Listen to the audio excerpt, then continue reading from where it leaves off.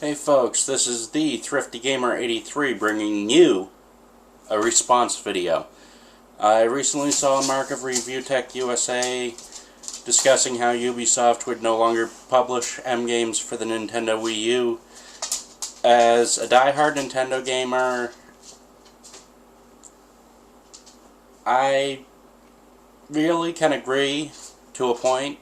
What really hurt Ubisoft in advertising was that they did not dispute what critics had said about the control scheme for the Nintendo Wii U with Zombie U. They didn't dispute that the difficulty was inherent in that it focused on a realistic overview of a game in which one bite means infection.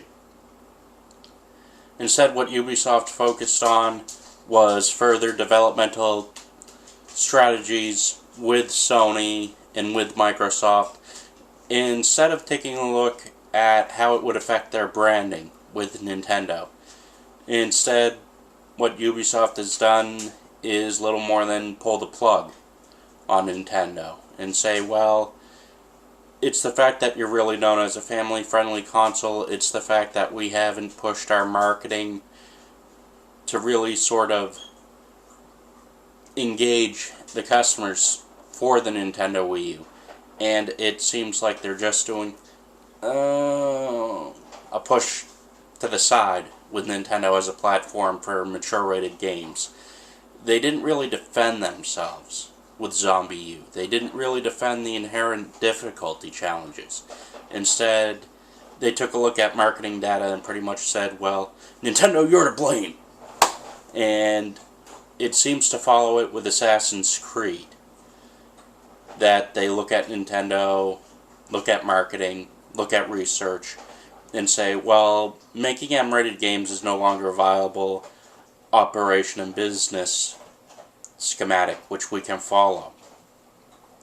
We have to change the schema and reevaluate the situations with working with Nintendo, with doing third-party games.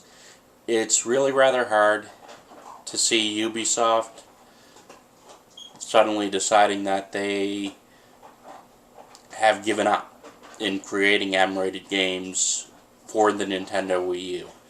Instead, I think they let the bias of the fact that Nintendo's a family console go along with how Zombie U was depicted. Zombie U is a great game, and one of the other games I really love for the Wii console, which no one seems to bring up, is Lit. Those games showed what survival horror could be for Nintendo. Unfortunately, people blame the control scheme, they blame the inherent difficulty, they find reasons in a knack for blaming Nintendo. And yes, the control schemes are hard, but that's part of the game. At a time when we're watching The Walking Dead and enjoying the one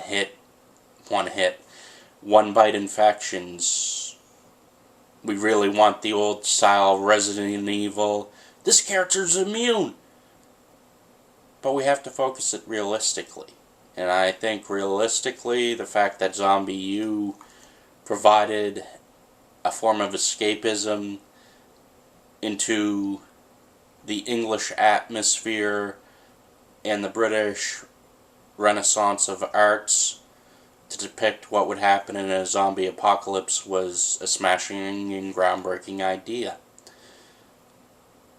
However, gamers really want Resident Evil 5. They don't want the difficulty. They don't want the game over screen. They don't want to grab a new survivor without the inventory.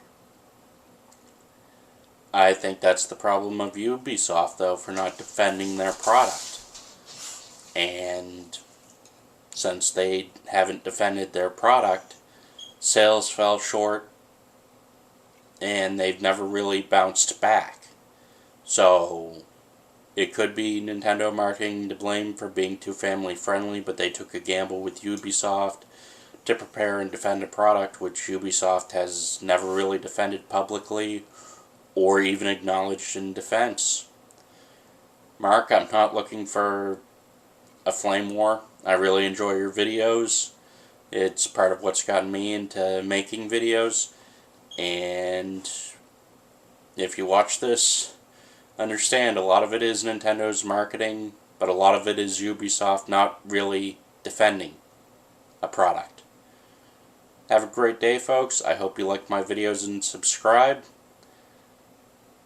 I'll be looking forward to putting together one of my regular videos next week.